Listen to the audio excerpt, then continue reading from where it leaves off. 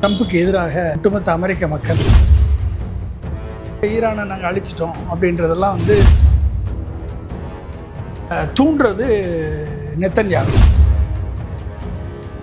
we will deal with the bombs அப்படின்னு. எப்படி வெளியே வர்றது? நாட்டோ சப்போர்ட் இல்லை, இந்தியாவுக்கு அந்த கிரெடிபிலிட்டி லாஸ்ட் பிகாஸ் ஆஃப் ஃபைல்ஸை யூஸ் பண்ணி ட்ரம்ப்பை மிரட்டி நேட்டோ கண்ட்ரியும் யூரோப்பும் தயாராக இல்லை. அழித்தொடித்தாலும் உன்னை எதிர்த்து நிற்போம். இன்னமும் ஈரான் நின்று அடிக்குது. உலக அரசியலின் போக்கை திசை திருப்பி வரும் இஸ்ரேல் ஈரான் போரை பற்றி தொடர்ந்து வாதித்து வரும் நியூஸ் போக்கஸ் தமிழ் சேனலை சப்ஸ்கிரைப் செய்து இணைந்திருங்கள்.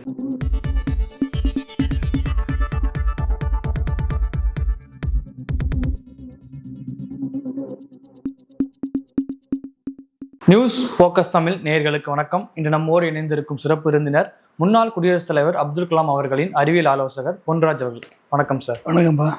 அமெரிக்கா இஸ்ரேல் இணைந்து ஈரான் மீது நடத்த தொடங்கிய தாக்குதல் ஒரு சில வாரங்களில் நம்ம முடியும் நினைச்சிருந்தோம். ஆனால் இன்னைக்கு ஒரு மாதத்தை கடந்து 2வது மாதமாக நடந்துகிட்டு இருக்கு. அமெரிக்க தாக்குதல் நிகராக இன்னைக்கு ஈரானும் தாக்குதல் நடத்திட்டு இருக்காங்க. இந்த போரை ஒற்றி உரையாற்றிய ட்ரம்ப் அவர்கள் என்ன பேசியிருக்காரு அப்படின்னா, அடுத்த 2-3 வாரங்களில் கடுமையான தாக்குதல் ஈரான் நடத்துறது மட்டும் இல்லாமல் ஈரானை கற்காலத்தை நோக்கி தள்ளுவோம்னு சொல்லி இப்போ ஒரு மிரட்டல் துணியில பேசியிருக்காரு. எப்படி சார் பார்க்குறீங்க? ட்ரம்ப் அவருடைய பேச்சுக்கும் செயலுக்கும் ஏகப்பட்ட வித்தியாசம் இருக்கு. இன்றைக்கி ஒட்டுமொத்த அமெரிக்க மக்கள் இன்றைக்கி வீதியில் இறங்கி நோ கிங்ஸ் என்ற போராட்டத்தை ஆரம்பிச்சிருக்காங்க. மக்கள் மத்தியில் மிகப்பெரிய ஒரு எதிர்ப்பு அலை எழுந்திருக்கிறது. கிட்டத்தட்ட 67% மக்கள் ட்ரம்ப்புக்கு எதிராக இன்றைக்கு அமெரிக்காவில் மிகப்பெரிய ஒரு போராட்டத்தை முன்னெடுத்திருக்காங்க. பல்வேறு ஆங்கிளில் ட்ரம்ப் இன்றைக்கி செய்த செயல்கள் இன்றைக்கி அவரை ஒரு வலை பின்னலுக்குள்ளே மாட்டியிருக்கு. ஒரு drop, he is in drop. So ஈரானை நான் மொத்தமாக எலிமினேட் பண்ணிட்டேன், டெஸ்டாபிளிஷ் பண்ணிட்டேன் என்றெல்லாம் அவர் கூக்குரலிட்டார். 11,000 ஸ்ட்ரைக் பண்ணியிருக்கார். 11,000 ஸ்ட்ரைக் பண்ணி கிட்டத்தட்ட நீங்களுடைய இழப்புகள் அப்படின்னு நீங்கள் பார்த்தீங்கன்னா, ஒவ்வொரு ஒட்டுமொத்த இழப்புகள் அப்படின்னா இதனால் ஏற்பட்ட இழப்புகள் மிக அதிகமான இழப்புகள். இத்தனைக்கு மீறி ஈரான் நிற்கிது. அப்போ அந்த நிற்கக்கூடிய ஈரான் வெறும் நிற்கிறது மட்டும் இல்லை, பதிலடி தாக்குதலும் கொடுக்குது. அப்போ அந்த பதிலடி தாக்குதலை கொடுக்கும் போதும் இவர் சொல்லக்கூடிய ஈரானை நாங்கள் அழிச்சிட்டோம் அப்படின்றதெல்லாம் எந்த அளவுக்கு உண்மை அப்படின்றது நம்மளுக்கு தெரியல. இன்றைக்கி ஐஆர்ஜிசி சீஃப் செக்யூரிட்டி சீஃப் புது சீஃப் போட்டாங்க. அலி லாரிஜானியை போன வாரம் கொண்டான், இந்த வட்டம் புது சீஃப் வந்தாச்சு. ஸோ சிஸ்டம் அங்கே ஹியரார்கி கரெக்டாக வந்துக்கிட்டே இருக்குது. ஸோ அவங்க இப்போ நீங்கள் என்னோட இந்த போருக்கு பிறகு கிட்டத்தட்ட ஈரானில் மட்டும் 1,500 பேர் கொல்லப்பட்டிருக்கிறார்கள், 21,000 பேர் காயப்பட்டிருக்கிறார்கள் ஈரானில். நீங்கள் அதே இது பஹ்ரைனில் 2 பேர் கொல்லப்பட்டிருக்காங்க, 32 பேர் இன்ஜூர்டு பஹ்ரைன். அடுத்து UAE யுனைடெட் அரப் எமிரேட்ஸில் 10 பேர் கொல்லப்பட்டிருக்கிறார்கள், 160 பேர் காயப்பட்டிருக்காங்க. ஓமானில் 3 பேர் கில்டு, இப்போ 15 injured. Qatar 26 injured, nobody killed. Kuwait 12 killed, 71 injured. அடுத்து Saudi Arabia 2 killed, 20 injured. Iraq 83 killed, over 50 injured. Syria 5 killed, 8 injured. Jordan 29 injured. Israel 24 killed, 4,773 injured. Lebanon 1,041 killed, 2,786 injured. இதெல்லாம் இத்தனை பேர். இதில் யூஎஸில் 13 பேர் கில்டு, யூஎஸ் சோல்ஜர்ஸ், 200 இன்ஜூர்டு. இதான் release ஆன data, latest நேற்று. இது ரிலீஸ் டேட்டா. இதுக்கு மேலே எத்தனை பேர் கொல்லப்பட்டிருக்காங்க, எத்தனை பேர் காயப்பட்டிருக்காங்க, எவ்வளோ பொருளாதார சேதம் ஏற்பட்டிருக்கு, கிட்டத்தட்ட $200 பில்லியன் பொருளாதார சேதம் ஏற்பட்டிருக்குன்னு யுனைடெட் நேஷன் எஸ்டிமேட் பண்ணியிருக்காங்க. ஸோ இவ்வளவுக்கும் காரணமாக ட்ரம்ப் என்ற ஒரு மனிதர் இருக்கார். அவரை தூண்டுறது நெத்தன்யாகு, இஸ்ரேலுடைய பிரைம் மினிஸ்டர். ஸோ இவங்க 2 பேரும் சேர்ந்து இவ்வளவு ஒரு உயிர் சேதத்தையும் பொருட்சேதத்தையும் மனித ஹியூமன் ரைட்ஸ் வயலேஷனையும் பண்ணியிருக்காங்க. ஸோ இப்போ இந்த சூழலில் யுஎஸ்னுடைய ஸ்ட்ராட்டஜி 3 தான் இருக்குது. அதாவது ஒன்று கார்க் ஐலண்டை தாக்குதல், குறிவைத்து தாக்குதல். இன்னொன்று வந்து ஹார்மஸ், ஸ்ட்ரைட் ஆஃப் ஹார்மஸை வந்து திறப்பது, முழுமையாக திறப்பது. 3வது வந்து எனர்ஜி இன்ஃப்ராஸ்ட்ரக்சர், ஈரானுடைய எனர்ஜி இன்ஃப்ராஸ்ட்ரக்சரை அழித்தொழிப்பது. இந்த 3 தான் அவருடைய ஸ்ட்ராட்டஜிக் பிளானாக இருக்குது. இப்போ ரீசெண்டாக யூஎஸ் செக்ரட்டரி ஆஃப் வார் கேக் செகத் வந்து போயிட்டு வந்தார். அவருடைய ஸ்டேட்மெண்ட் படி we will deal with bombs அப்படின்னாரு. We will negotiate with bombs அப்படின்னு. அப்போ bomb we will create our own dams for war அப்படின்னு. ஸோ அப்போ வந்து இவங்களுடைய டோட்டல் பிளான் அப்படின்னா இன்னமும் வந்து இவங்க வந்து இதை சொல்லிகிட்டு இருக்காங்க, நாங்கள் வந்து ஈரானை மொத்தமாக அழிச்சிருவோம், எல்லாம் பண்ணிடுவோம்னு இவங்களுடைய ஸ்டேட்மெண்ட்டாக இருக்குது. ஸோ அப்போ இப்போ வந்து நாட்டோ நாடுகள் அமெரிக்காவுக்கு ஒத்துழைக்கலை. யூரோப் அமெரிக்காவுடைய வேண்டுகோளை நிராகரித்து விட்டது. இப்போ ஸ்பெயின், இத்தாலி ரீசெண்டாக வந்து எங்களுடைய ஏர் பேஸை யூஸ் பண்ணக்கூடாது அப்படின்னு சொல்லி அவங்க வந்து டினை பண்ணிட்டாங்க யூஎஸ்க்கு. அப்போ வந்து என்ன அது கிட்டத்தட்ட செகண்ட் வந்து 2வது மாதத்துக்கு இந்த வார் போய் வித் ஹெவி கேஷுவாலிட்டிஸில் நம்ம வந்து முடிஞ்சிருக்கு. கிட்டத்தட்ட யுஎஸும் இஸ்ரேலும் சேர்ந்து ஈரானியன் லீடர்ஸையும், சுப்ரீம் லீடர்ஸையும், ஐஆர்ஜிசி லீடர்ஸையும், அடுத்து வந்து எனர்ஜி இன்ஃப்ராஸ்ட்ரக்சரையும் எய்ம் பண்ணுறாங்க. சவுத் பார்ஸு, இவங்க சவுத் பார்ஸ் அடிக்கிறாங்க, அவங்க ஈரான் வந்து ஜப்பான் அடிச்சிருக்காங்க. ஸோ இப்படி வந்து போயிட்டே இருக்குது. ஒரு ஒரு ஒரு இடியாப்ப சிக்கலில் போய் மாட்டிக்கிச்சு. எப்படி வெளியே வர்றது? நாட்டோ சப்போர்ட் இல்லை ட்ரம்ப்புக்கு, யூரோப் சப்போர்ட் இல்லை ட்ரம்ப்புக்கு. ஓகே, அதனால் இப்போ என்ன பண்ணுறாரு நம்ம ட்ரம்ப் என்ன சொல்கிறாரு அப்படின்னா, நீங்கள் வந்து இவரை நம்ம யூகே, நீங்கள் எல்லா கண்ட்ரியும் ஜெட் ஃபியூயல் கிடைக்காத கண்ட்ரியெல்லாம் ஸ்ட்ரெய்ட் ஆஃப் ஹார்மஸினுடைய வழி மூடப்பட்டதுனால ஜெட் ஃபியூயல் கிடைக்காத கண்ட்ரி எல்லாம் வந்து லைக் யுனைடெட் கிங்டம் இந்த ஈரானை அழித்தொழிப்பதில் நீங்கள் ஒத்துழைக்கலை. அதனால் உங்களுக்கு ஒரு சஜஷன் சொல்கிறேன். ஒன்று எங்கிட்டேருந்து ஆயில் வாங்க, அமெரிக்காட்டிருந்து ஜெட் ஃபியூயல் வாங்குங்க, இல்லைன்னா வந்து ஸ்ட்ரெயிட்டுக்கு ஹார்மஸ் ஸ்ட்ரெயிட்டுக்கு போய் அங்கே போய் சண்டை போட்டு உங்களுக்காக போராடி நீங்கள் வந்து கப்பலை. சார், இப்போ நேட்டோ நாடுகளை பொறுத்த வரைக்கும் நேட்டோ நாடுகள் தலைமையாக வந்து அமெரிக்கா தான் இருக்குது. அப்படி இருக்கும்போது அமெரிக்காவுடைய பேச்சுவார்த்தையாக வந்து இவங்க புறந்தள்ளுறாங்க நேட்டோ நாடுகள். ப்ராப்ளம் என்னென்னா வந்து இப்போ ஏற்கனவே மிடில் ஈஸ்ட்டை ஃபுல்லாக அமெரிக்கா பிடிச்சி வச்சுருக்கு. அமெரிக்காவோட ஏர் பேஸ் இருக்குது. என்டையர் மிடில் ஈஸ்ட் அமெரிக்காவினுடைய தலைமாக மாறி நிற்கிது. இப்போ ஈரானையும் பிடிச்சாச்சுன்னா என்ன ஆகும்? இப்போ வெனிசுலாவை ஆல்ரெடி கேப்சர் பண்ணிட்டாரு. அதனுடைய அதிபரை வந்து கடத்திட்டு போய் வெனிசுலாவை கேப்சர் பண்ணி குளோபலி 17% ஆயில் ரிசோர்ஸஸ் இருக்கிற வெனிசுலாவுடைய கண்ட்ரோல் இப்போ அமெரிக்காட்ட இருக்குது. ஒட்டுமொத்த ஆயில் கண்ட்ரோல் அமெரிக்காட்ட போயிடுச்சு. மிடில் ஈஸ்டினுடைய டோட்டல் ஆயில் ஏற்றுமதியாக அமெரிக்காட்ட போயிடுச்சு. அதே மாதிரி ஈரானும் போயிடுச்சுன்னா ஒட்டுமொத்தமாக இந்த மாதிரி கிட்டத்தட்ட கண்ட மணிக்கு டேரிஃப் ஏற்றி இஷ்டத்துக்கு வாய்க்கு வந்ததெல்லாம் பேசக்கூடிய ஒரு காரிய கிற்கண்ட போய் மாற்றிடக்கூடாது. நேட்டோ நாடுகளுக்கே பிரச்சனையாகும் நினைக்கிறாங்களா? ஆமாம், நீ வந்து டபிள்யூஹெச்லேருந்து வெளியே போகிறாரு, எல்லா அக்கார்ட்லேருந்து வெளியே போகிறாரு, யூஎனுக்கு நான் ஃபண்டு பண்ண மாட்டேன்றாரு, டாரிஃபை வந்து எனிமி நேஷனை விட்டுட்டு ஃப்ரெண்ட்லி நேஷனுக்கும் போடுறாரு. அப்போ நாட்டோவுக்கும் யூரோப்புக்கும் போடுறவர் இவர் கச்சாமுச்சான்னு இப்போ நடத்துகிறவர்னால என்ன பண்ண முடியும்? அப்போ இங்கே போய் மாட்டக்கூடாதுன்னு நினைக்கிறாங்க. அப்போ அவங்களுடைய ட்ரேடையும் எனர்ஜி செக்யூரிட்டியையும் நம்ம இந்திய பிரதமர் அமெரிக்காவிடம் அடகு வச்ச மாதிரி அடகு வைப்பதற்கு நேட்டோ கண்ட்ரியும் யூரோப்பும் தயாராக இல்லை. அதனால் வந்து அவங்க வந்து அமெரிக்காவினுடைய வேண்டுகோளை மறுதளித்து விட்டார்கள், இல்லைன்னா ரிஜெக்ட் பண்ணிட்டாங்கன்னு அர்த்தம். ஸோ இப்போ வந்து இவர் சொல்கிறார், நான் வந்து ஈரானை முற்றிலுமாக அழித்தொழிப்பேன் சொல்லி 1 மாதம் ஆச்சு. 11,000 ஏர் ஷார்ட்டிஸ் அடித்தாச்சு. ஆனால் இது வரைக்கும் இன்றைக்கு எத்தனை கப்பலை காலி பண்ணி அனுப்பியிருக்கு. நம்ம கேள்வி என்ன அப்படின்னா, இப்போ ஈரானுடைய அதி உயர் தலைவர் அனைவரும் கொல்லப்பட்டுட்டாங்க.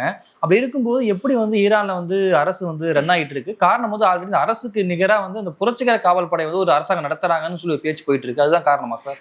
அப்படி கிடையாது. அதாவது வந்து ஈரானில் வந்து சுப்ரீம் லீடராக இருந்து போரின் முதல் நாளில் கொல்லப்பட்ட ஹயதுல்லா அலி கமேனி ஒரு சிஸ்டத்தை உருவாக்கியிருக்காரு. பொலிட்டிக்கல் ஸ்ட்ரக்சர் ஒன்று, ஐஆர்ஜிசி ஸ்ட்ரக்சர் ஒன்று, ப்ராக்சி ஸ்ட்ரக்சர் ஒன்று, அப்போ அட்மினிஸ்ட்ரேட்டிவ் ஸ்ட்ரக்சர் ஒன்று. இப்போ 4 டயர் ஸ்ட்ரக்சரை கிரியேட் பண்ணியிருக்காரு. அப்போ எந்த டயர் ஸ்ட்ரக்சரும் எந்த லீடர் போனாலும் சர்வைவ் ஆகி அடுத்தடுத்த லீடர்ஷிப் வர்ற மாதிரியான ஒரு சிஸ்டத்தை கிரியேட் பண்ணியிருக்காரு. அந்த சிஸ்டம் ஒழுங்காக ஃபங்க்ஷன் ஆகுது. அப்போ அந்த சிஸ்டம் ஒழுங்காக ஃபங்க்ஷன் ஆகிறதுனால இன்னமும் ஈரான் நின்று அடிக்குது. அதுதான் இவருடைய இது. அதான் வந்து ட்ரம்ப் என்ன சொன்னார், நாங்கள் முதல் நாள் போரிலேயே ஈரானுடைய சுப்ரீம் லீடரை எலிமினேட் பண்ணிட்டோம், ஈரான் மக்களுக்கு விடிவுகாலம் பிறந்து விட்டது, ஈரான் மக்களே தெருவில் இறங்குங்கள், போராடுங்கள், அரசை கைப்பற்றுங்கள், உங்களுக்கு பாதுகாப்பாக அமெரிக்கா வரும் சொல்லி 1 மாதம் ஆச்சு. ஓகே, இன்னமும் ஆட்சியை பிடிக்க முடியல. இன்னமும் என்ன சொல்லிட்டு இருக்காரு, ரெஜிம் சேஞ்ச் ஆயிடுச்சு, நான் வந்து I am talking to the new regime லீடர்ன்றார். எந்த ரெஜிம் லீடர் பேசிகிட்டு இருக்காரு? ஓகே, ஈரான் மறுத்துருக்காங்க, ஈரான் மறுக்கிறாங்க, எந்த ரெஜிம் லீடர்கிட்ட பேசிகிட்டு இருக்காரு அப்படின்னு. இப்போ இவர் வாட்டில் ஏதாவது ஒன்று அடிச்சு விட்றாரு, ஏதாவது பேசுகிறாரு, வாய்க்கு வந்ததெல்லாம் பேசிகிட்டு இருக்காரு. அதாவது ஒரு லெவலுக்கு மேலே இதில் வெற்றி கிடைக்கவில்லை என்பது இப்போ அமெரிக்க அதிபருக்கு தெரிந்து விட்டது. இத்தனையும் மீறி ஈரான் வந்து அடிச்சுக்கிட்டு இருக்கு, இன்னமும் நிற்கிது அப்படின்னா அது காரணம் அவங்களுடைய stockpile of missiles, stockpiles of drones, and then strategic structure, that army structure, political structure, military structure, then the air force missile structure, technology layer, இது எல்லாத்தையும் அவங்க வந்து கரெக்டாக வச்சுருக்கிறதுனால அவங்களால வந்து எது நடந்தாலும் பரவாயில்ல, we have to fight for the right அப்படின்னு சொல்லி அவங்க ஃபைட் பண்ணிகிட்ருக்காங்க. இப்படிப்பட்ட ஒரு சிஸ்டம் வந்து உண்மையிலேயே ஒரு வியப்புக்குரிய ஒரு சிஸ்டம், எல்லா நாடுகளுமே பின்பற்ற வேண்டிய ஒரு சிஸ்டம். அதுவும் மன்னராட்சி கீழே, அது ஒரு மதகுரு ஆட்சிக்கு கீழே இப்படிப்பட்ட ஒரு ரொபோஸ்ட் சிஸ்டத்தை உருவாக்கி வச்சுருக்காரு அப்படின்னா அவர் சுப்ரீம் லீடர் கமேனியினுடைய விஷனரி தாட் அதுதான் இன்றைக்கி வந்து நிற்க வைக்கிது. ஸோ ஈவன் தோ தேர் டார்கெட்டிங் எனர்ஜி இன்ஃப்ராஸ்ட்ரக்சர் அடித்தா கூட திருப்பி வந்து கத்தாரில் அடித்த உடனே அப்படியே பிரச்சனை ஓஞ்சிச்சா. 2 ரிஃபைனரி அடித்தாங்களா கத்தாரில், ராஸ் லபானை. அப்போ ராஸ் லபானை அடித்த உடனே ஒரு மிகப்பெரிய ஒரு கிரைசிஸ் சுச்சுவேஷன் எமர்ஜ் ஆகுது. அப்போ ஆயில் ப்ரைஸஸ் போகுது, கேஸ் ப்ரைஸஸ் போகுது, ஸ்டாக் மார்க்கெட்டு கீழே விழுகுது, கோல்டு ப்ரைஸ் ஏறுது. ஸோ இப்படி எல்லாமே வந்து ஒரு இன்ஸ்டெபிலிட்டி இந்த எக்கனாமிக் சுச்சுவேஷன் எமர்ஜ் ஆகுது. ஒரு சைடு நாட்டும் யூரோப்பும் அமெரிக்காவுக்கு ஒத்துழைக்க மறுக்குது. அமெரிக்காவுக்கு உள்ளே இன்டர்னல் டிஸ்டர்பன்ஸாக ட்ரம்ப்புக்கு அகெயின்ஸ்டாக எழும்புது. ஸோ இத்தனை ப்ரெஷரையும் வச்சுக்கிட்டு ட்ரம்ப் வந்து நாங்கள் ஒழிச்சிட்டோம், நாங்கள் அழிச்சிட்டோம், நாங்கள் வந்து பண்ணிட்டோம்னு சொல்கிறாரு. 30 நாளைக்கு மேலே போயிடுச்சு. கீழே இறங்கி தரைப்படைய இறக்கி உள்ளே இறக்குனாருன்னா ட்ரம்ப்பு அவனுடைய தோல்வி முகம் வாட்டர்லூவா. ஈரான் வந்து அவருக்கு ட்ரம்ப்புக்கு ஒரு வாட்டர்லூவா போய் முடியும். 10 லட்சம் 3500 அமெரிக்க ராணுவ வீரர்கள் வளைகுடா நோக்கி அனுப்பப்பட்டதா செய்தி வந்துட்டு இருக்கு.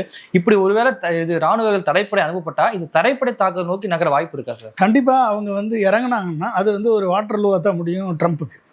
ஈரான் வந்து 10 லட்சம் ராணுவ வீரர்களை வச்சு ரெடியாக வச்சு காத்துக்கிட்டு இருக்கு. உள்ளே வந்தால் சர்வநாசம் பண்ணி தோசம் பண்ணிடுவான், சர்வநாசம் பண்ணிடுவாங்க. அதனால் வந்து அது எப்போ நடக்கும்னு காத்துட்ருக்காங்க அவங்க. ஓகே, அங்கே தான் வந்து ட்ரம்ப்புடைய வாட்டர் லூஸ் தொடங்கும். எனவே வந்து இது வந்து இது இப்படிப்பட்ட ஒரு போர், இது வந்து இத்தனை பேர் மக்களை கொன்று இது எதுக்காக? ஸ்ட்ரெயிட் ஹார்மஸ் ஒழுங்காக தான் போயிட்டு இருந்துச்சு. தேவையில்லாமல் நீ வந்து பேச்சுவார்த்தை நடத்திட்டு நியூக்ளியர் பாம்பு வச்சுருக்கான் இஸ்ரேல் அப்படின்னு சொல்லி. நியூக்ளியர் பாம்பை தான் நீ B-2 பாமரை வச்சு நான் வந்து 3 நட்டான்ஸு அண்டு ஃபர்கோ அப்புறம் அந்த 3 சைட்டையும் காலி பண்ணிட்டேன், நியூக்ளியர் என்ரிச்மெண்ட் சைட்டையும் எல்லாத்தையும் நான் அழுத்தி ஒழிச்சிட்டேன்னு போன போர்லேயே சொன்னார் அவர். இப்போ எங்கே இருக்குது? அப்போ நியூக்ளியர் பாம்பை பண்ண விட மாட்டேன் அப்படின்னு நீங்கள் சொல்கிறீங்க. இது வந்து ஈராக்கில் வந்து கெமிக்கல் வெப்பன் வச்சுருக்காரு சதாம் ஹுசைன் சொல்லி அவரை பிடிச்சி அவரை கொன்று அவரை குற்றவாளியாக்கி அவரை வந்து தூக்கில் போட்ட பிறகு அதெல்லாம் ஒன்றும் இல்லைன்னு சொல்லி பல்லிழிச்சது மாதிரி இது வந்து எதாச்சியாரத்தினுடைய உச்சத்தில் ட்ரம்ப் வந்து செயல்பட்டு கொண்டிருக்கிறார். கண்டிப்பாக அவருக்கு இந்த ஈரான் வந்து பாடம் கற்பிக்கும் தான் நான் நினைக்கிறேன். எந்த அளவிற்கு இவர்களது சுப்பீரியர் பவரை சேலஞ்ச் பண்ணக்கூடிய ஒரே நாடு இன்றைக்கு ஈரான் என்று நிரூபிக்கப்பட்டிருக்கிறது. அழித்தொழித்தாலும் உன்னை எதிர்த்து நிற்போம் அப்படின்னு சொல்லி ஒரு தன்மானத்தோடு நிற்கக்கூடிய ஒரு நாடாக ஈரான் வந்து இன்னைக்கு எழுந்து நிற்கிறது. அதனால் வந்து எப்படி வந்து தன் ஃபேஸ் சேவிங் மெக்கானிசமாக இதை எப்படி இதிலிருந்து வெளியே போகிறதுன்னு சொல்லி அமெரிக்க அதிபர் வந்து இந்த எப்படி முடிப்பது, யூனிலேட்டரலாக எப்படி டிக்ளேர் பண்ணுவது என்று இப்போ காரணகாரியங்களை தேடிட்டு இருக்காரு. சார், ஒருவேளை அந்த போரில் வந்து அமெரிக்கா வெளியே போயிட்டா இஸ்ரேல் மற்ற அரபு நாடுகளோட நிலைமை என்ன சார்? அரபு நாடுகள் என்ன நிலைமை என்னென்னா, ஈரான் வந்து ஆல்வேஸ் இவர்களுக்கு ஒரு த்ரெட்டாக தான் இருக்கும். அமெரிக்கனுடைய யூஎஸ் ஏர்பேஸை மிடில் ஈஸ்ட் கண்ட்ரிஸ் வந்து எவாக்குவேட் பண்ணாங்கன்னா அவங்களுக்கு எந்த பிரச்சனையும் இல்லை. ஆனால் மிடில் ஈஸ்ட் கண்ட்ரி அமெரிக்காவுடைய ஏர்பேஸுக்கு இடம் கொடுத்தாங்கன்னா அவங்க என்றைக்குமே they are always in danger. Israel வந்து எதிரி நாடாக தான் ஈரான் பார்க்குது. ஈரானை வந்து இஸ்ரேல் எதிரி நாடாக பார்க்குது. பாலஸ்தீனத்தினுடைய அத்தனை நாடுகளையும் இஸ்ரேல் வந்து ஆக்கிரமிப்பதற்கு துடித்து கொண்டிருக்கிறது. இதில் எந்த மாற்றமும் இல்லை. அதனால் Israel always full America to support, strategic support, military support, air defence support, எல்லாத்துக்கும் ஃபினான்சியல் சப்போர்ட், இத்தனைக்கும் அமெரிக்காவை எதிர்நோக்கி காத்து கொண்டிருக்கிறது. அதுக்கு வந்து எப்ஸ்டீன் ஃபைல்ஸை யூஸ் பண்ணி ட்ரம்ப்பை மிரட்டி இந்த போரில் உள்ளே இழுத்துருக்கு இஸ்ரேல். அதனுடைய விளைவுகளாக இஸ்ரேல் கொடுக்கத்தான் நேரிடும். எப்ஸ்டீன் ஃபைல் அப்படிங்கிற காரணம் மட்டும் தானே ட்ரம்ப் வந்து போருக்குள்ளே வர்றது? வேறு பல காரணங்கள் இருக்கலாம். வேறு பல காரணங்கள்லேருந்து ட்ரம்ப்புக்கு வந்து நோபல் ப்ரைஸ் கொடுக்காமல் போனது ஒரு காரணமாக இருக்கலாம். அது அந்த அம்மா பேசாமல் நோபல் ப்ரைஸை கொடுத்துருந்தா நேரம் இந்த போராக நடந்திருக்காமல் இருந்திருக்கு. அவங்க தெரிஞ்சு தான் கொடுத்துருக்காங்க. எந்த ஆளுக்கு கொடுத்தது வேஸ்ட்டு. ஏன்னா இத்தனை பேருடைய கொலைக்கு காரணமாக இருந்துட்டு நான் தான் நோபல் ப்ரைஸ் நிறுத்தினேன் அப்படி இப்படின்னு சொல்லிட்டு இருக்காரு. அதனால் இவர் அதுக்கு தகுதி இல்லாதவர் என்று அவர்கள் நினைத்து விட்டார். இந்த போரில் வந்து ஈரானுக்கு ஆதரவாக வந்து இன்னைக்கு ஏமானை சேர்ந்த ஹவுத்தி குழு வந்து நேரடியாக வந்து அதிகாரப்பூர்வமாக போரில் இணைஞ்சிருக்காங்க. அது எப்படி சார் பார்க்குறீங்க? ஹவுதீஸ் இணைஞ்சாங்க அப்படின்னா ஹவுதீஸுக்கு வந்து ஈரானுடைய சப்போர்ட், அந்த மிசைல்ஸ் எல்லாம் வந்து ப்ராக்சி வார் வந்து ஆரம்பிச்சிச்சுன்னா இது இஸ்ரேலுக்கு மிகப்பெரிய தலைவலியாக போய் முடியும். கிட்டத்தட்ட 1,00,000க்கு மேற்பட்ட மிசைல்ஸ் வந்து ஹவுதீஸ்கிட்ட, ஹமாஸ்கிட்ட, இவங்க எல்லாத்துட்டையும் வச்சுருக்காங்க. ஸோ இவர்கள் எதிர் தாக்குதலில் ஈடுபட்டால் அது வந்து இஸ்ரேலுக்கு ஒரு மிகப்பெரிய ஒரு அச்சுறுத்தலாக தான் இருக்கும். பட் இஸ்ரேல் அவங்களெல்லாம் ஹேண்டில் பண்ணிட்டு தான் இருக்காங்க இது வரைக்கும். ஆனால் ஈரானுடைய சப்போர்ட் இருக்கும் பொழுது இது வந்து ஒரு வலிமை வாய்ந்த ஒரு ப்ராக்சி வாராக இது மாறுறதுக்கு வாய்ப்பு இருக்குது. போன வாட்டி வந்து இதே ஹவுத்தி குழு வந்து போரில் ஈடுபடும் போது செங்கடலை வந்து அதிகமாக வந்து டார்கெட் பண்ணி அங்கே கப்பலை வந்து தாக்கல் நடத்தினாங்க. இப்போ ஆல்ரெடி ஹார்மோஸ் நீரிணை மூடப்பட்டதே பெரும் வர்த்தக ரீதியாக பாதிப்பு ஏற்படுத்துது. மீண்டும் செங்கடல்ல வந்து இந்த ஹவுத்தி குழு தாக்கல் நடத்தினா அது என்ன மாதிரி வர்த்தக ரீதியாக பாதிப்பு ஏற்படுத்தும் சார்? கண்டிப்பாக அது மிகப்பெரிய ஒரு பாதிப்பை ஏற்படுத்ததான் செய்யும். அது வந்து இதனுடைய economic impact will be much more delta அடிஷனாக மாறும். அதனுடைய தாக்கம் இப்போ நம்ம ஊரில் கேஸு சிலிண்டரு எல்லாம் மண்ணெண்ணெய் கொடுக்க ஆரம்பிச்சிட்டாங்க. கிராமத்துக்கு போனால் கடைகள்லாம் வந்து கேஸ் அடுப்பில் வேகக்கூடிய பொருட்களை எல்லாம் குறைச்சிட்டாங்க. சாப்பாடை குறைச்சிட்டாங்க, அதனுடைய சர்வீஸை குறைச்சிட்டாங்க. இதெல்லாம் அதனுடைய இம்பேக்ட் தெரியுது. இன்னும் ஒரு வாரத்துக்கு இது நீடிக்க இதனுடைய இம்பேக்ட் வந்து ரொம்ப தூரத்துக்கு பாதிக்கும். இது தாண்டி இப்போ என்ன அப்படின்னா, இப்போ ஆல்ரெடி வந்து இப்போ ஈரானுக்கும் அமெரிக்காவும் இடையே மத்தியஸ்தம் செய்யக்கூடிய நாடாக வந்து பாகிஸ்தான் முன்னெடுத்தப்பட்டதாக ஒரு செய்தி வந்துட்டு இருக்கு. எதனால் வந்து பாகிஸ்தானை தேர்ந்தெடுத்து இந்த மத்தியஸ்தத்துக்கு வந்து பயன்படுத்துகிறாங்க சார்? பாகிஸ்தான் அவங்களுக்கு ஈரானுக்கு ஆதரவாக இருக்கக்கூடிய நாடு. பாகிஸ்தான், டர்க்கி, ஈஜிப்டு, ஓமன் இதெல்லாம் வந்து அமெரிக்காவோட நட்புறவு கொண்டிருக்காங்க. அதே நேரத்தில் ஈரானோடைய நட்புறவோடு இருக்காங்க. அதனால் வந்து அவர்கள் வந்து ஒரு சைடில் இல்லை, அவங்க 2 சைட்லையும் இருக்காங்க. இந்தியா மாதிரி ஒரு சைடில் போய் காலில் விழுந்து சமரசம் பண்ணி ஈரானை வந்து துப்புராக ஒதுக்கிட்டு இஸ்ரேல் காலில் விழுந்து இஸ்ரேல் அண்ட் ஃபாதர் லேண்டுன்னு சொல்லி போய் பாகிஸ்தான் அதிபர் விழுகலை. பாகிஸ்தான் அதிபர் சின்ன நாடாக இருந்தால் கூட he is maintained equal distance between US as well as Iran. அதனால் வந்து அவங்களுக்கு அந்த கிரெடிபிலிட்டி இருக்குது. நம்ம இந்தியாவுக்கு அந்த credibility lost because of our slavery tendency, our failure in economic foreign policy, our compromise situation in strategic autonomy, இதெல்லாம் பண்ணதுனால நம்ம வந்து அமெரிக்காவினுடைய ஸ்டூஜா மாறி போச்சு. அதனால் இந்தியாவுக்கு அந்த ரோல் இல்லாமல் போச்சு. He lost the global south leadership. ஏற்கனவே நான் பலமுறை சொல்லியிருக்கேன்.